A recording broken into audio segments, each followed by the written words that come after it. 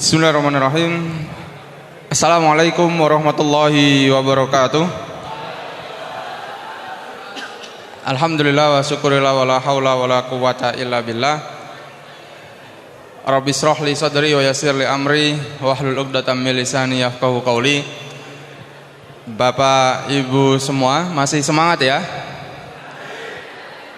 Ya, materi kita pada kesempatan kali ini itu adalah praktek ibadah.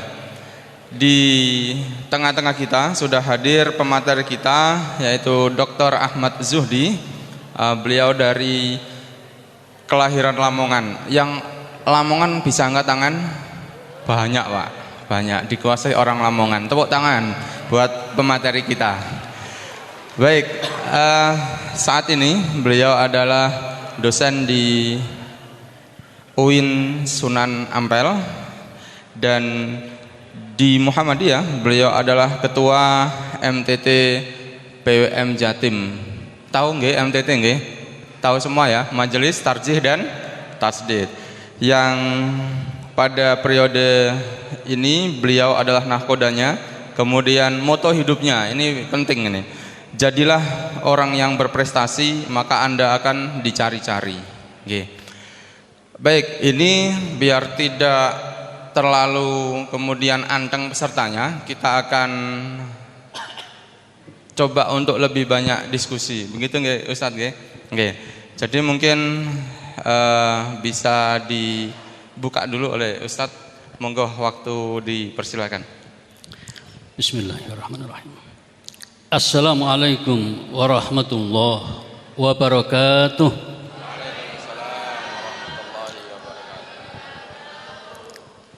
Alhamdulillah wassalatu wassalamu ala rasulillah wa ala alihi wa sahbihi wa mawalah amma ba'd. Bapak-bapak, ibu-ibu semuanya yang saya hormati, pada kesempatan yang sangat penting ini, pertama saya menyampaikan terima kasih mendapatkan untuk silaturahim dengan Bapak Ibu semua. Yang kedua, saya ingin mengajak mungkin berbincang-bincang terkait masalah ibadah kita. Hal yang perlu saya sampaikan adalah sedapat mungkin ketika kita beribadah itu punya ilmunya. Di antara ilmu yang bisa kita dapatkan adalah merujuk kepada hasil keputusan Majelis Tarjih. Untuk diketahui, mungkin ada yang belum, bahwa produk tarjih itu ada 3 tingkatan. Yang pertamanya keputusan. Keputusan tarjih itu berarti ada munas, kemudian setelah munas selesai ditanfidz, itu baru menjadi keputusan. Jadi hasil munas itu belum tentu dianggap keputusan Muhammadiyah.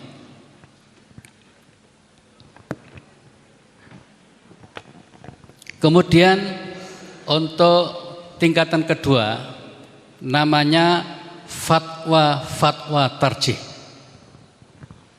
Fatwa tarjih ini bisa kita dapatkan yang sekarang sudah beredar, dicetak dalam buku tanya jawab.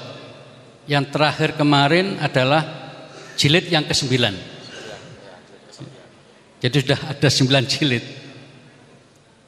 Selain itu bisa kita baca di Suara Muhammadiyah majalah. Itu masuk kategori fatwa tarjih. Sedangkan yang ketiga, pendapat tokoh Muhammadiyah, pendapat Ustadz Muhammadiyah yang sifatnya masih pribadi-pribadi. Nah, dalam konteks ini jangan heran kalau kemudian ada Ustadz Muhammadiyah ini berbeda dengan tarjih. Itu bisa jadi. Muhammadiyah memberikan ruang untuk beda pendapat. Namun dalam beberapa hal kita perlu punya sikap yang sama, menghormati putusan tarjih. Nah, saya kira pengantarnya itu saja. Untuk selanjutnya mungkin teman kita akan mengajak kita bincang-bincang mengenai ibadah ini seperti apa, terutama yang kita lakukan selama ini. Oke, baik, terima kasih. Sebelum termin kita buka, jadi mungkin pemantik Ustadz. Jadi kalau kita lihat itu banyak ya yang kemudian bertanya. Ada yang mengatakan kalau kita itu berjamaah jadi makmum. Al-Fatihahnya sebagai makmum itu kita membacanya apakah perlu dibaca ataukah bacaannya imam itu mewakili kita sebagai makmum? Karena kalau misalnya kita tidak baca, katanya la sholat illa bi Fatihah. Nah, seperti itu. Bagaimana Ustaz? Membuka sesi dialog kita kali ini. Baik. Masalah ini terkait dengan sebuah hadis yang sangat terkenal dan viral bahasa kita itu. La sholata liman lam yaqra bi Fatihatil kitab. Salatnya tidak sah kalau tidak membaca Al-Fatihah. Atas dasar ini semua ulama sepakat setiap orang sholat harus membaca Al-Fatihah. Nomor satu itu. Pertanyaannya adalah, bagaimana kalau sholat berjamaah? Ketika imam baca Al-Fatihah, apakah makmum membaca Al-Fatihah tersendiri atau bagaimana? Di situ menjadi ladang perbedaan pendapat di kalangan ulama. Kita harus tahu dulu itu supaya nanti jangan kaget kok beda. Jadi ada yang tetap mewajibkan harus baca sendiri. Jadi ketika imam selesai Al-Fatihah, makmum membaca Al-Fatihah sendiri. Lah ini problem lagi. Sendiri itu kapan? Itu problem sendiri. Ya, di kalangan ulama diperdebatkan, imam disuruh bijaksana katanya. Apa itu? Setelah waladhdallin amin suruh berhenti imam itu. Jangan baca surat dulu. Beri kesempatan makmum. Ada yang mengatakan begitu.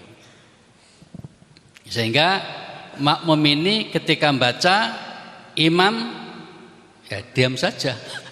Ini pendapat ini. Hanya saja pendapat ini dipersoalkan. Di hadis loh tidak ada imam suruh berhenti. Itu persoalannya. Nah, terus bagaimana tarjih? Kalau di kalangan ustadz tarjih macam-macam juga pendapatnya. Nah, yang saya baca dari tarjih tahun 18 di Makassar. Di Makassar. Itu begini.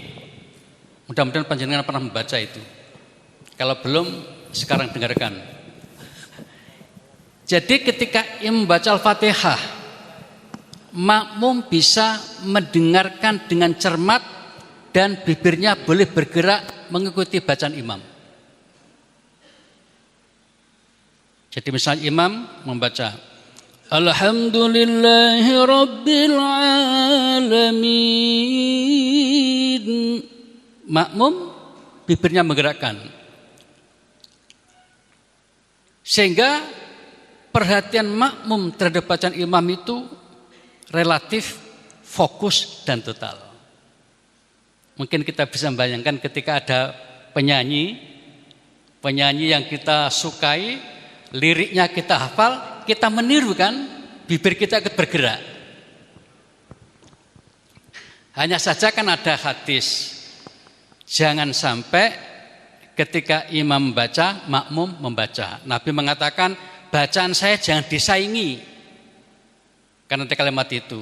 Tapi ada kalimat lain kecuali Al-Fatihah. Jadi yang terakhir itu, tapi masih bisa berubah namanya keputusan itu. Yang saya baca di hasil Munas Tarjih di Makassar tahun 18 itu, jadi makmum boleh mendengarkan saja dengan cermat sambil bibirnya mengikuti gerakan-gerakan imam tadi itu. Tanpa suara ya Ustaz? Tanpa suara, ya hanya menggerakkan sehingga tidak mengganggu yang lain, tidak mengganggu imam, malah fokus pada Al-Fatihah itu. Sehingga dalam hal ini makmum benar-benar membaca. Oke, baik. Nah, gitu. Terima kasih Ustaz. Bapak Ibu ada yang bertanya? Oke. Yang dari sebelah sana. Ya. Bisa dibantu mikrofonnya?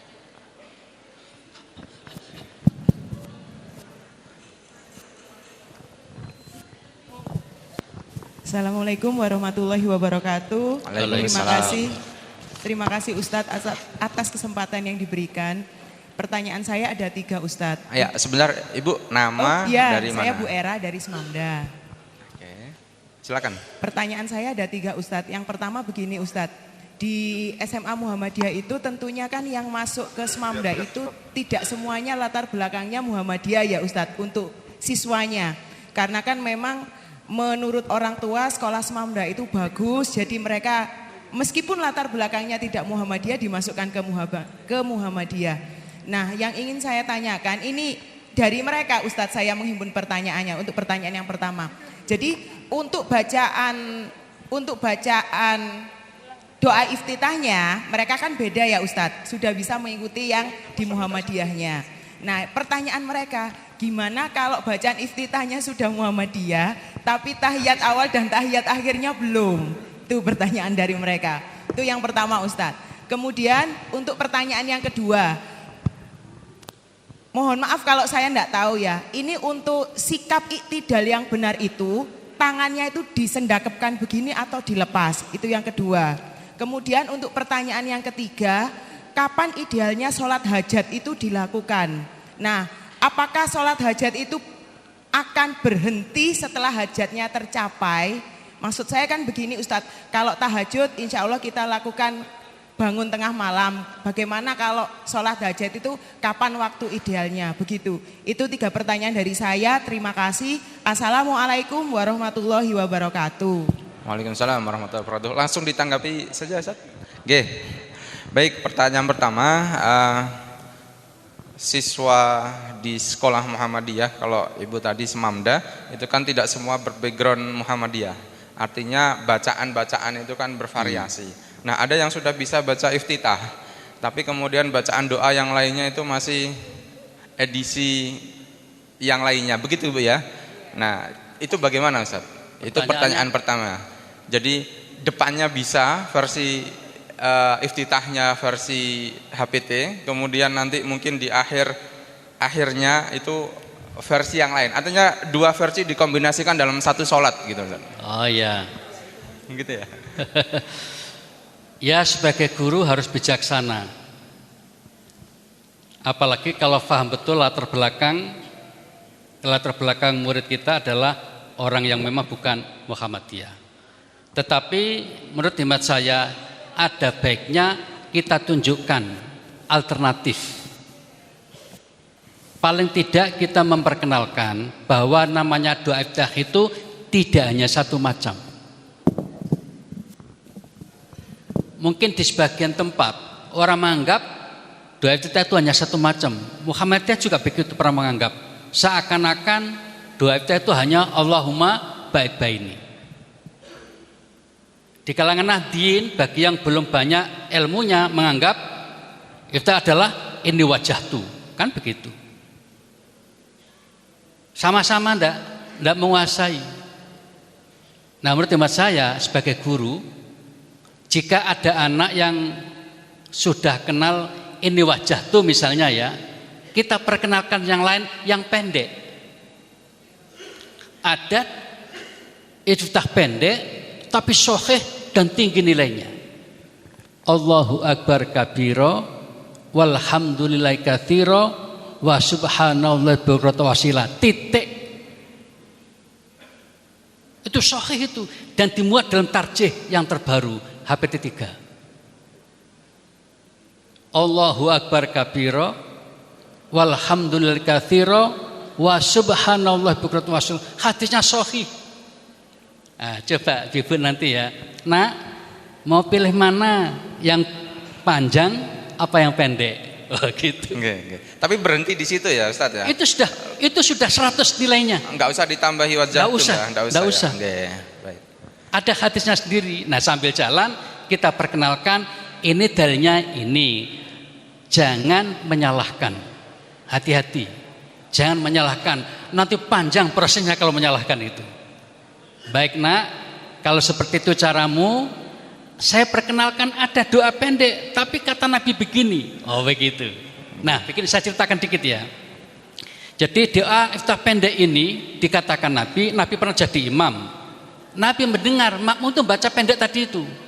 Begitu selesai sholat, Nabi tanya, siapa tadi yang baca iftitah itu tadi? Saya Rasul. Apa kata Nabi?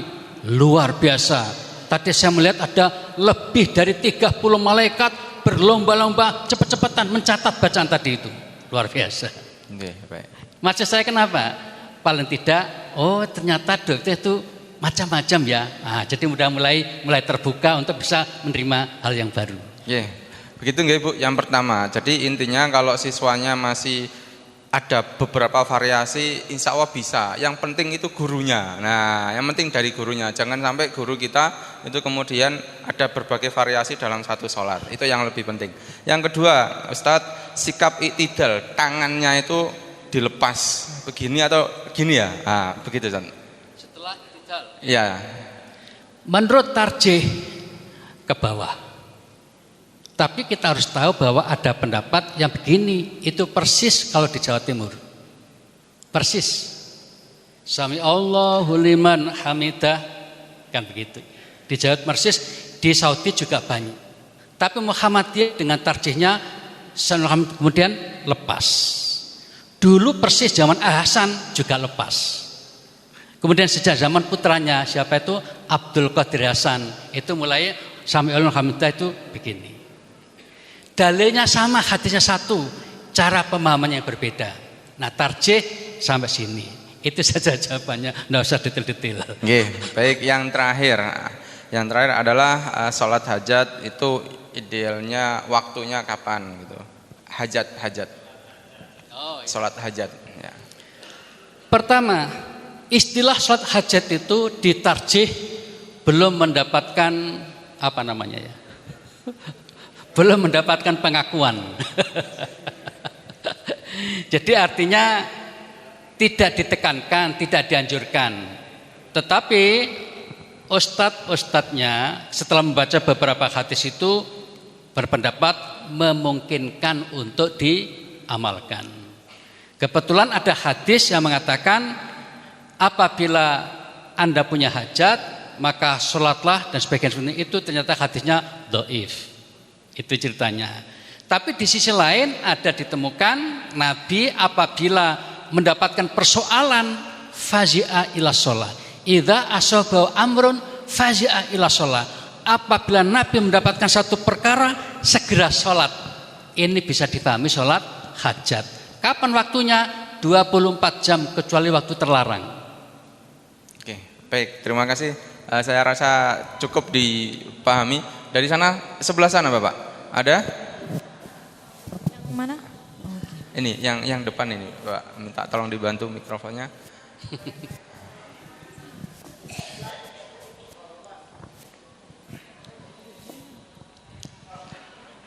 Nah, ini kepala sekolah saya Ustadz. Itu kalau sampai tidak saya dulukan, wah saya gitu Ustadz. Makanya harus didahulukan. Oke, terima kasih. Nah, belum bertanya sudah dapat hadiah ini kalau kepala sekolah ya begini. Cek. Silakan. Terima kasih. Pak Sudi, pertanyaan saya yaitu terkait dengan sholat raweh. Jadi ada sebagian kelompok ya, itu untuk sholat raweh itu kalau imamnya 11 rakaat, dia ikut yang 11 rakaat. Tapi ketika imamnya itu berapa tuh? 21 rakaat, mereka ikut 21 rakaat. Alasannya karena mengikuti imam begitu. Padahal sebenarnya pahamnya juga Muhammadiyah, tapi karena ada pemahaman entah dari hadis kemana itu mereka mengikuti seperti itu. Kemudian yang kedua, mohon maaf, kadang-kadang kita ketika sholat itu kan niatnya lupa begitu ya. Jadi apakah niat sholat itu bisa diproses pada waktu sholat? Jadi waktunya sholat maghrib ternyata keliru, niatnya sholat isya begitu. Nah, kemudian apakah bisa diganti dalam proses kita sholat maghrib itu niatnya berubah menjadi sholat maghrib? Demikian, terima kasih. Terima kasih Ustadz Edi. Langsung dijawab ya Ustadz, biar tidak lupa. Yang pertama taraweh. Jadi jamaah itu kalau misalnya waktu hadir saat taraweh, imamnya 11 maka ikut imam. Pas yang ngimami itu pakai 23 maka jamaahnya ikut 23. Nah, menjadi pertanyaan itu adalah ketika ditanya, ada hadis yang menyatakan bahwa biar pahala sholat semalam suntuk itu dapat, maka mengikuti tarawihnya imam sampai selesai. Bagaimana itu Ustaz? Ngeten nggih Ustaz? Ya, tidak mudah itu untuk diselesaikan itu ya. Jadi yang jelas tadi begini. Pertama yang perlu dipahami bahwa menurut Muhammadiyah, ini harus dipahami dulu. Menurut Muhammadiyah, yang namanya sholat tarawih atau qiyam Ramadan itu 11 rakaat. Itu harus difahami dulu. 11 ini bisa menjadi 13 ketika ditambahi di awal 2 rakaat sehingga menjadi 13. Itu harus clear dulu masalah itu. Nah, memang ada hadis yang mengatakan barang siapa yang sholat malam itu dengan imam sampai selesai, maka dia akan dapat pahala seperti sholat malam semalam suntuk. Ada memang hadis seperti itu. Nah, bagaimana jika diterapkan dengan masalah tadi itu? Ketika imam 23, maka dia ikut 23, misalnya kan gitu ya. Ya apa jawabannya ya? Ya, kalau Pak A.R. Fakhruddin dulu ya sementara kita ngomong dulu. Tapi kalau kita hanya makmum, menurut hemat saya, kalau sudah tahu bahwa itu berapa? 23, sebaiknya membatasi kesempatannya untuk beralih ke benar-benar 11 saja. Kalau sesekali Pak ya, kemudian kita suatu saat di sebuah tempat lain, kok ternyata belum selesai, nah, dilanjutkan ya mungkin tidak apa-apa lah ya. Tapi kalau ingin benar-benar keyakinan Muhammadiyah, ya 11 itu. Mungkin orang tadi bimbang atau bagaimana. Sebab begini, memang ada sebuah pendapat yang namanya sholat malam itu jumlah rakaatnya tak terbatas. Ibnu Taimiyah sendiri mengatakan, memang zaman Nabi dulu itu 11 rakaat. Kemudian pada zaman Umar bin Khattab ada yang melaksanakan 23 rakaat. Pada zaman berikutnya ada yang sampai 36 hingga 41 rakaat. Itu Ibnu Taimiyah dalam Al-Fatawa Al-Kubra. Tapi ada catatan penting, zaman Nabi dulu. Nah, Muhammadiyah kan dikenal dengan kembali kepada Nabi, ya toh. Atas dasar itu maka sesungguhnya sholat tarawih atau sholat malam di bulan Ramadan maka sedapat mungkin kita lakukan yang seperti zaman Nabi itu, yaitu 11 rakaat. Sama dengan Jumatan. Jumatan itu zaman Nabi adzannya hanya 1 kali. Baru zaman Utsman bin Affan ditambah lagi adzan sebelum masuk waktunya. Itu di pasar itu dikasih adzan supaya apa? Orang-orang pasar itu tahu bahwa itu hari Jumat. Lah nanti pas waktunya Jumat ada adzan tersendiri sehingga ada adzan 2 kali. Pada zaman Utsman bin Affan. Nah, di belakang hari Imam Syafi'i loh ya, mengatakan aku lebih suka model Jumatan yang dilakukan Nabi, adzan 1 kali. Itu kitab Al-Um. Jadi kalau kita merujuk pada Imam Syafi'i, adzannya 1. Tapi jangan dijadikan bahan untuk berdebat. Ya, jadi untuk pengetahuan saja, saya kira begitu. Pertanyaan yang kedua dari Ustadz Edi tentang niat, Ustadz. Jadi kemudian waktu kita sholat maghrib itu kemudian niat kita lupa atau kemudian baru ingat waktu sudah di tengah-tengah proses sholat, itu bagaimana Ustaz? Niat ini ada fikih baru ditarjih. Ada fikih baru ditarjih. Kebanyakan kita orang Indonesia menganggap niat itu termasuk rukun sholat, betul? Sekarang tidak masuk. Niat itu bukan rukun sholat tapi syarat. Apa bedanya syarat dengan rukun? Nah, ini kan. Kalau rukun itu masuk bagian ibadah itu. Kalau syarat di luar.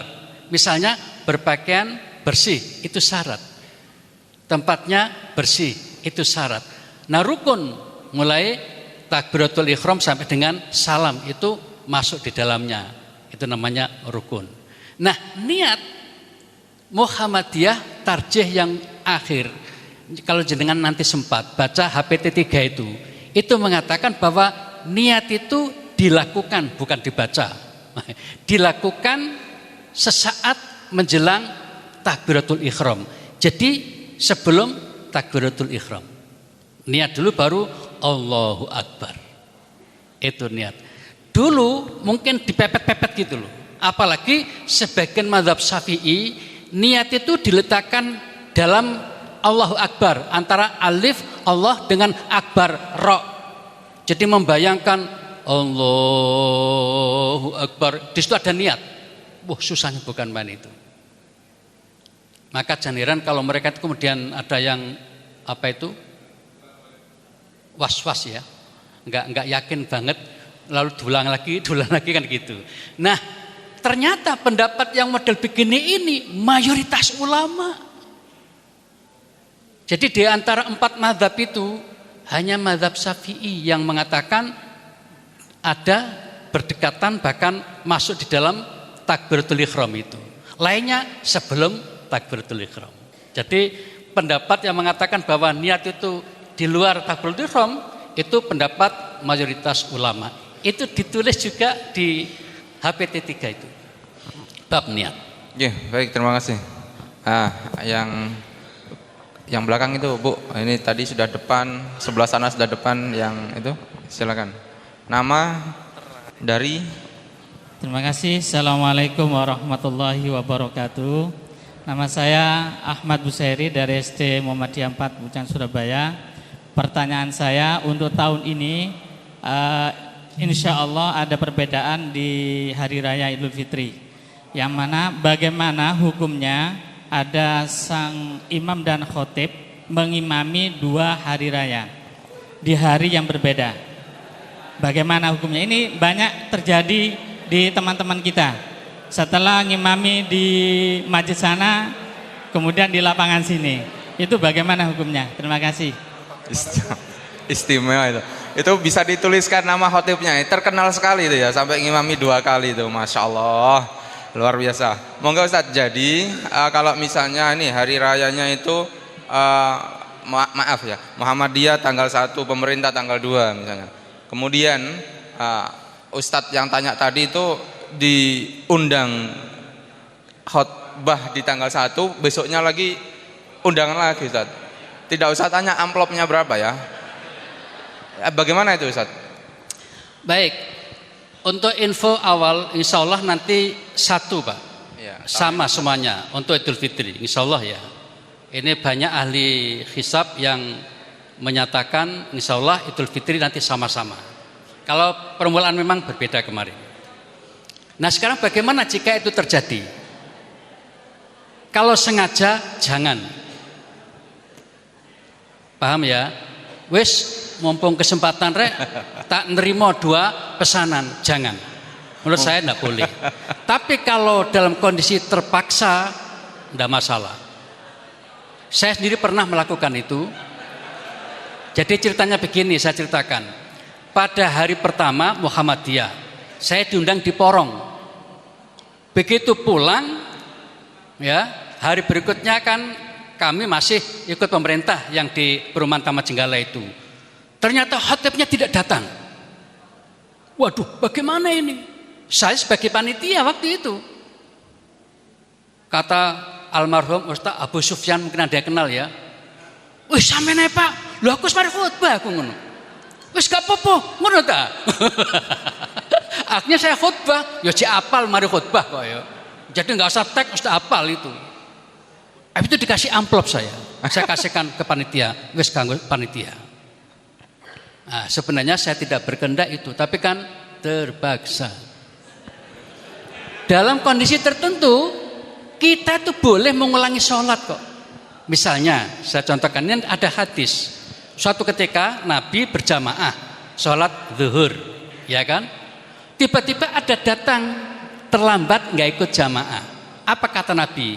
Nabi bilang sahabat, sopo sing pengen sodakoh. Apa Rasul?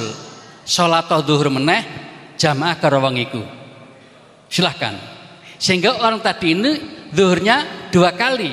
Satu sebagai makmum Nabi, yang kedua sebagai imam bagi yang baru datang. Itu hadisnya Bukhari. Ada syarat dan kondisi tertentu ya Ustaz? Ya kondisi tertentu, Okay. Kondisi tertentu. Ya. Insya Allah nggak apa-apa. Dicatat ya Bapak Ibu, syarat dan kondisi tertentu. Di sebelah sini tadi ada kayaknya ibu-ibu itu. Nah. Ya, sebentar Pak, geser ke sini. Pokoknya sini ada, sini ada, sini ada, sini ada, sini ada. Yang atas boleh tanya, yang di atas boleh tanya, silakan. Assalamualaikum warahmatullahi wabarakatuh. Waalaikumsalam warahmatullahi. Sudah bunyi dah? Belum kedengaran, Bu? Ustadz, saya Mutia dari SMP Muhammadiyah 5 Surabaya. Siapa Bu? Maaf, ini kayaknya agak. Oke. Saya Mutia dari Mutia. SMP Muhammadiyah 5 Surabaya. Yang saya ingin tanyakan Ustadz, menurut pandangan Tarjih Muhammadiyah, jika sholat raweh digabungkan dengan niatnya digabungkan dengan sholat malam sekaligus, itu bagaimana hukumnya? Karena ada pendapat yang mengatakan. Bu, permisi ya, maaf. Jangan terlalu cepat tapi agak keras suaranya. Ini nggak nyampe ini. Ustadz, saya ingin bertanya. Ya seperti itu Bu ya. Tahan ya Bu ya, konsisten. Oke, bagaimana Loh, mungkin di. bagaimana hukumnya jika sholat raweh efek puasa ya Ustadz, ini suaranya pelan.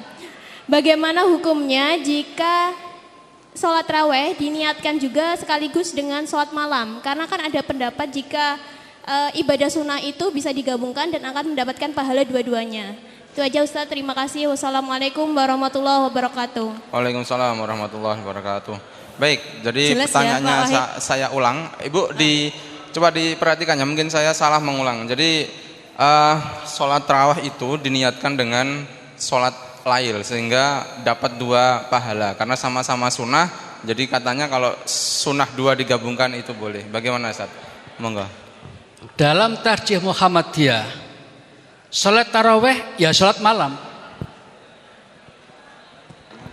Justru sholat taraweh itu tidak ada di zaman Nabi. Istilahnya itu tidak ada. Yang ada adalah sholat malam, qiyamul lail, atau kemudian yang agak luas qiyam Ramadan. Silakan saja. Ayo sholat taraweh, oke, niatnya sholat malam, nggak masalah. Memang itu sholat malam. Nabi ya, Aisyah pernah ditanya oleh sahabat, weh jeneng Aisyah, Nabi itu kalau di bulan Ramadan sholat malamnya bagaimana? Caranya bagaimana? Aisyah menjawab, sebenarnya Nabi itu kalau sholat malam di bulan Ramadan atau di luar sama saja, 11 rakaat. Tapi jangan kamu tanyakan panjangnya, bagusnya. 4, 3, itu hadisnya. Ya, 4 rakaat, 3 rakaat, bukan formasi sepak bola. Sampun nggih. Sebelah sini.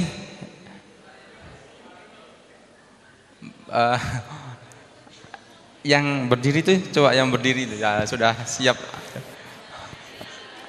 Siapa dulu?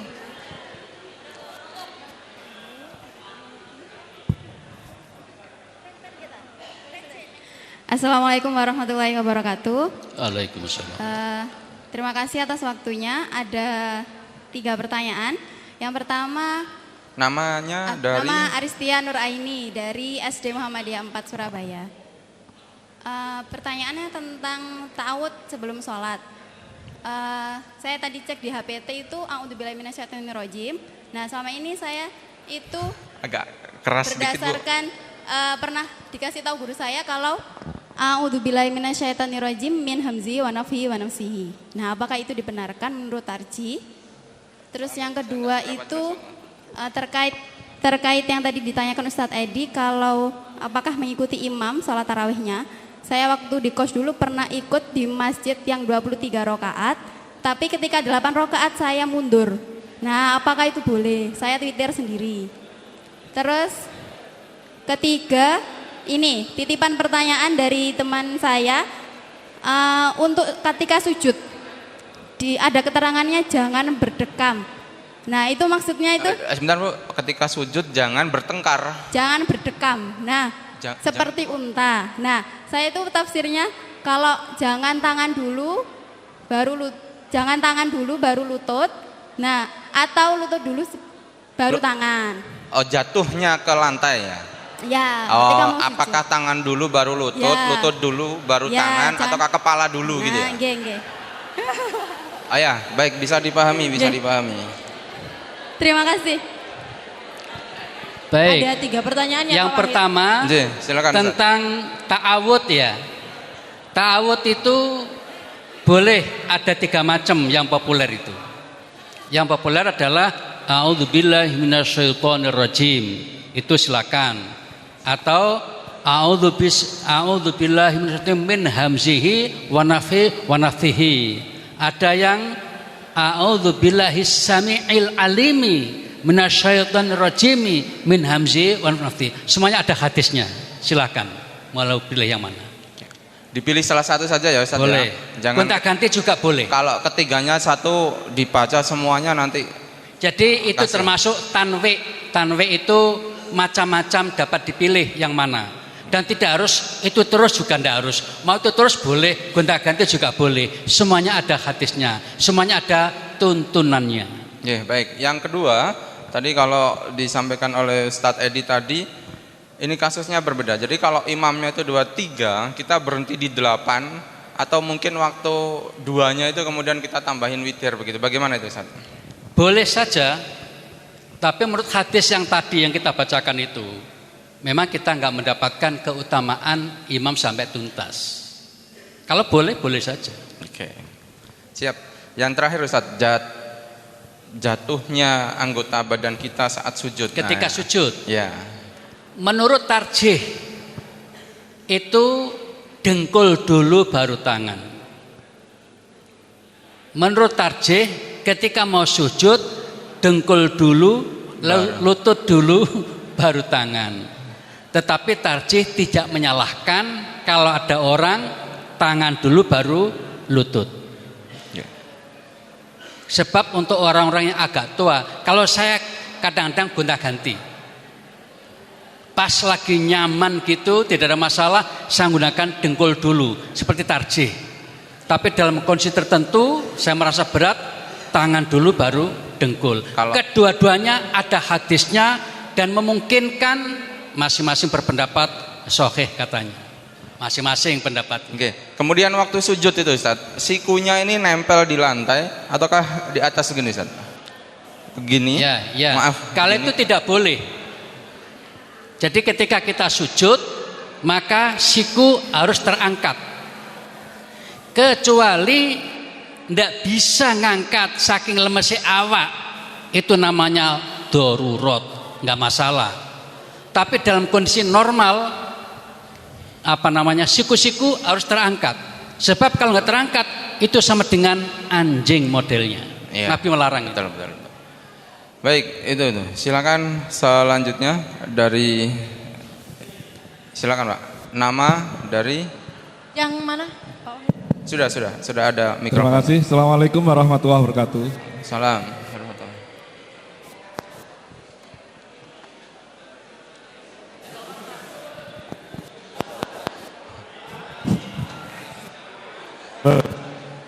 1, 2.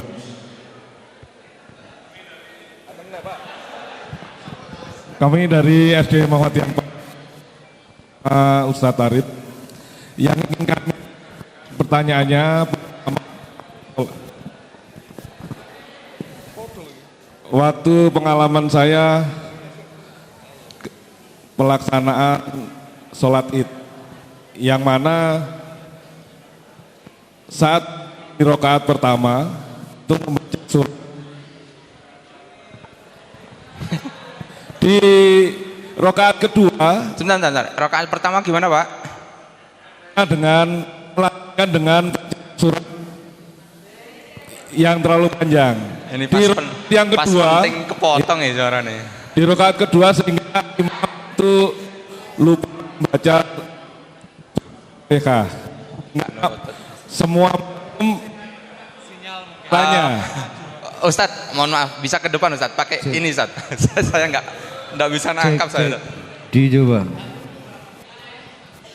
Halo. Ya, sudah. Ya, silakan. Di rakaat kedua, imam lupa membaca surat diulang Al-Fatihah. Ustadz. Rakaat pertama. Di rakaat pertama setelah membaca Fatihah, imam membaca bacaan surat yang berkelanjutan di rakaat kedua, sehingga di rakaat kedua imam lupa membaca surat Al-Fatihah melanjutkan dari surat di rakaat pertama, sehingga makmum bertanya-tanya setelah salam, saat lupa itu sudah ada mengingatkan makmum yang di belakangnya, tetapi imam tidak menghiraukan membaca surat berikutnya sehingga Fatihahnya tidak terbaca. Ini gimana menurut hukum dari makmum tersebut? Terima kasih. Saya ulangi pertanyaannya, minta tolong dicek. Jadi rakaat kedua, karena surat yang dibaca pada rakaat pertama itu belum tuntas, rakaat kedua tanpa Al-Fatihah, kemudian dilanjut dengan surat, begitu ya Bapak ya? Ya, bagaimana Ustaz? Jadi rakaat pertama itu kemudian baca surat Al-Baqarah Ustaz, suratnya. Oh ya, ya. baru dapat 10 ayat, kemudian sujud, naik rakaat kedua, tidak baca Al-Fatihah, langsung rakaat ke-11 dibaca. Jadi langsung surat, maaf. Ya, surat Al-Baqarah ayat 11. Jadi tanpa Al-Fatihah. Intinya gitu nggak Pak? Ya. Kalau tanpa Al-Fatihah dalam sholat udah jelas, semua ulama sepakat la sholata, tidak sah sholatnya. Oke, baik. Jelas ya, saya rasa ya. Dari sini tadi ada yang pegang mic sudah. Iya, saya Pak Zainal ya, saya dulu. Bismillahirrahmanirrahim. Assalamualaikum warahmatullahi wabarakatuh. Satu saja ya Pak ya, satu-satu ya. Iya, kayaknya banyak satu ini. aja. Pak Ustadz, ini saya tanya kaitannya sebagai amanah ketua RT nih Pak. Ya, kebetulan kalau kita kan, kalau misalnya ada tetangga yang meninggal itu kan salah satu yang di seberang itu kan harus tahlilan Pak. Sementara kalau saya rumahnya jauh, nggak masalah, saya nggak datang. Kebetulan depan rumah sendiri gitu loh Pak. Nah ini saya dilematis, arep melu iki ya duduk tuntunane Muhammadiyah, orang melu Pak RT ini diomong wong akeh, bingung Pak saya Pak. Oke. Nah, ini gimana solusinya Pak? Baik, bisa ditangkap. Jadi depan rumah saya ini Pak RT Pak. Depan rumah saya meninggal Ustaz. Saya enggak datang, saya itu Pak RT Pak. Nanti tahun depan saya nggak dipilih lagi Pak nanti. Nah, bagaimana saya harus menyikapi ini Ustaz? Saya Muhammadiyah. Ya. Oh. Nggak datang tahlilan, saya Pak RT. Oh iya. Nah, saya tahun depan kan bagaimana nasib saya nanti? Ya, bagaimana solusinya? Ya. Sebagai ketua RT, jika orang tadi, tetangga kita itu pemahamannya masih dalam bahasa Jawa cupet. Jadi kalau Pak RT tidak datang nanti dianggap sebagai apa ya? Tidak mau, tidak menghargai segala macam. Mungkin pada saat itu Pak RT silakan datang. Hanya tunjukkan ketidakaktifan. Nah, sebab kadang-kadang dalam satu masalah itu unsur sosial kadang-kadang harus dikedepankan. Ini kan masalah khilafiyah. Jenengan tahu Pak Syafiq Mughni? Biasanya disuruh sambutan juga Pak, kalau Pak RT itu Pak. Disuruh Kenapa? sambutan kalau sebelum tahlilan, gitu ya Pak ya? Nah, maksud saya, Pak Syafiq kan tetangga saya.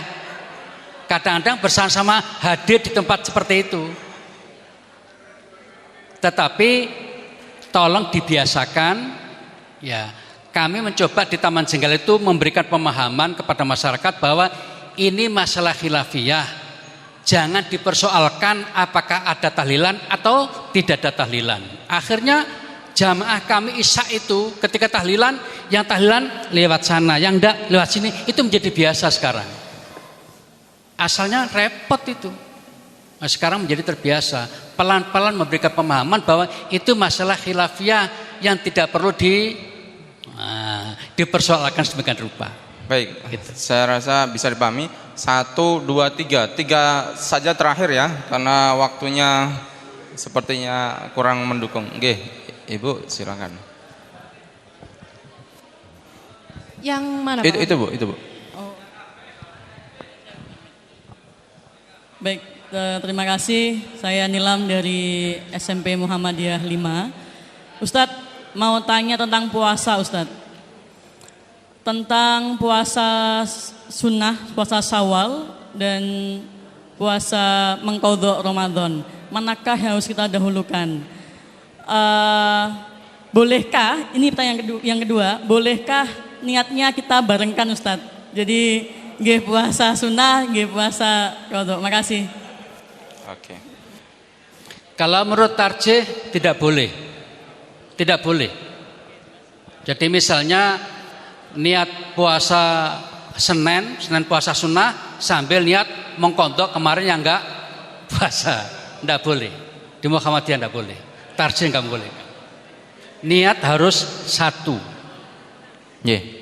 Baik, cukup dilanjutkan Ibu yang sebelah sini. Nah, ini kalau jawabannya pendek Ustadz, kemudian jelas, itu kan menandakan bahwa wah ini banyak penanya gitu. Silakan Ibu.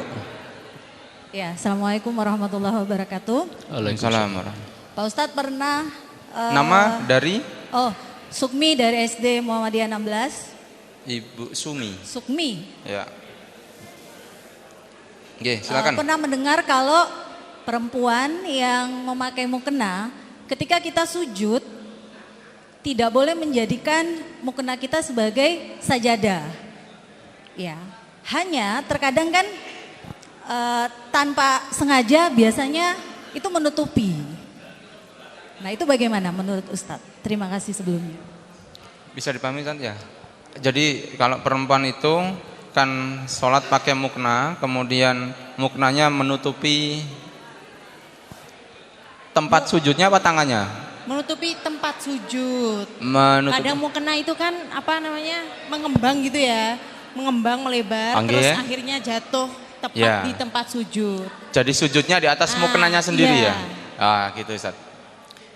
Ya itu kemarin sempat viral itu Habib Rizik Syihab mengatakan katanya tidak sah. Tapi sayang tidak ada dalilnya itu. Tidak ada dalilnya. Sehingga di tarjih saya baca juga tidak mempersoalkan itu. Ya. Wallahu alam ya.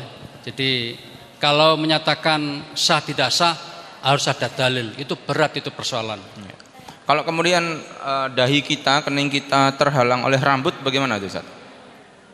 Misalnya kalau kita, ya misalnya kita kopiah begini misalnya kan ya, memang itu berarti kan kita tidak ke mana? Ke lantai. Padahal kita itu harus ke lantai. Nah persoalannya kan yang tadi kan bagaimana kalau waktu yang viral itu biasanya dia membawa selendang toh ya. Lalu selendangnya ke situ, lalu kita sujud itu yang tidak boleh katanya. Yang penting menurut hemat saya asal kita sujud sudah meletakkan dahi kita ke lantai udah selesai. Yang penting ada dahi, hidung sama-sama kena lantai. Itu selesai. Hanya saja memang menjadi tidak sempurna kalau kopiahnya kemudian menghalangi sujudnya. Ibu-ibu juga begitu, bisa jadi kerudungnya makanya sebelum sholat harus betul-betul dipersiapkan. Ya. Kok penyanyi diangkat gini ya Ustaz? Dibalik gini enggak boleh Ustaz ya. Enggak boleh. Ya, jadi yang sebelah sana harus diginikan dikit lah. Saya sendiri kalau sholat begini, beda dengan ketika tampil. Kalau tampil akan diginikan. Satu terakhir ya Pak Wahid. Ya, satu Ya. terakhir. Terakhir yang mana? Kersani. Itu bisa digabung nggak? Hadiahnya masih ada ya panitia? Yang mana? Yang depan ini dari tadi kayaknya. Pak. Baik, terima kasih Ustadz atas kesempatannya. Pertanyaan saya. Nama dari? Saya Inka Ferdayani dari SD Muhammadiyah 4 Surabaya. Pertanyaannya,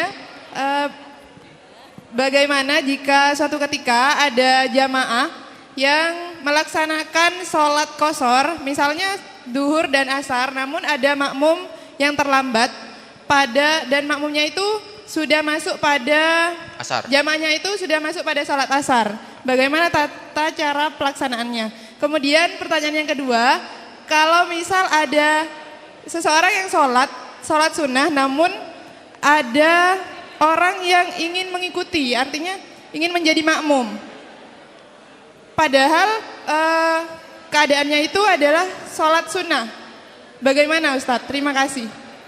Oke, Assalamualaikum warahmatullahi wabarakatuh. Waalaikumsalam warahmatullahi wabarakatuh. Jadi pertanyaan pertama itu ketika kita sholat jamak qashar. Nah misalnya jamak qashar yang dilakukan di awal, kita sudah sampai posisi qashar asar Ustaz. Ada yang datang, ya itu bagaimana? Seperti itu ya Bu ya? Ya, posisi makmum tinggal melengkapi saja. Makmum ini qashar apa tidak? Misalnya dia bukan orang safar ya, maka begitu selesai 2 rakaat, walaupun ini asar nggak ada masalah, maka makmum tadi menganggap dia baru 2 rakaat, maka melanjutkan 2 rakaat berikutnya sehingga sempurna menjadi 4 rakaat. Nah sekarang yang kedua, apa kasusnya? Yang kedua itu adalah ketika saya sholat sunnah, kemudian ada yang datang jadi makmum saya. Oh iya, kita sholat sunnah misalnya ba'da isya, mungkin dianggap baru isya kan, lalu biarkan saja. Kita tetap fokus selesai sunnah, yang makmum biar menyelesaikan sesuai dengan rakaat dia dapat berapa, tinggal menambah berapa. Gak ada masalah. Oke, baik, terima kasih ya. Ya sudah. Panitia cukup. Bagaimana itu? Masih ada yang angkat tangan satu itu panitia? Oh sudah habis Bapak Ibu. Nanti di WA ya. Oke, baik, mungkin ada closing statement dulu. Ya, jadi Bapak Ibu, masalah fikih seperti ini kadang-kadang bukan satu-satunya pendapat. Dalam pengertian tidak selamanya seperti itu. Kadang-kadang bisa berubah. Kalau Imam Syafi'i ada istilah qaul qadim, qaul jadid, Muhammadiyah kadang-kadang juga begitu dalam tarjihnya. Ya. Jadi yang penting telusuri mengapa tarjih ini kok begini pendapatnya, alasannya apa, kenapa kok kemudian berubah misalnya, itu tentu ada alasannya. Jadi zaman dulu kesannya di Muhammadiyah itu kalau namanya daftitah hanya satu Allah mubait kan gitu. Lah belakangan ini di Muhammadiyah di tarjihnya dibuka ruang namanya tanwi. Tanwi itu artinya macam-macam, semuanya bisa dianggap benar. Yang penting ada dalil yang sahih itu. Contoh tadi, jadi misalnya ada yang baca Allah mubait boleh, wajah tu boleh, Allah perkabira boleh, subhanakallah boleh. Saya mengenal data itu tidak kurang dari 12 macam. Nah, silakan nanti ditelusuri. Di tarjih itu kalau nggak salah ada 3 atau 4 yang dicontohkan di HPT 3 itu. Saya lupa persisnya. Oke. Saya kira itu ya. Jadi mohon maaf atas hal yang kurang berkenan. Mudah-mudahan bermanfaat. Dari saya sampaikan terima kasih. Wassalamualaikum warahmatullahi wabarakatuh. Waalaikumsalam warahmatullahi wabarakatuh. Tepuk tangan buat pemateri kita. Baik, sebagai kesimpulan Bapak Ibu, yang sudah kita pahami, mari kita lakukan. Jangan kita jadikan teori. Itu kesimpulan yang bisa kami sampaikan. Saya selaku moderator, mohon maaf jika ada salah dan khilafnya. Nun wal qalami wa ma yasturun. Wassalamualaikum warahmatullahi wabarakatuh. Waalaikumsalam warahmatullahi wabarakatuh.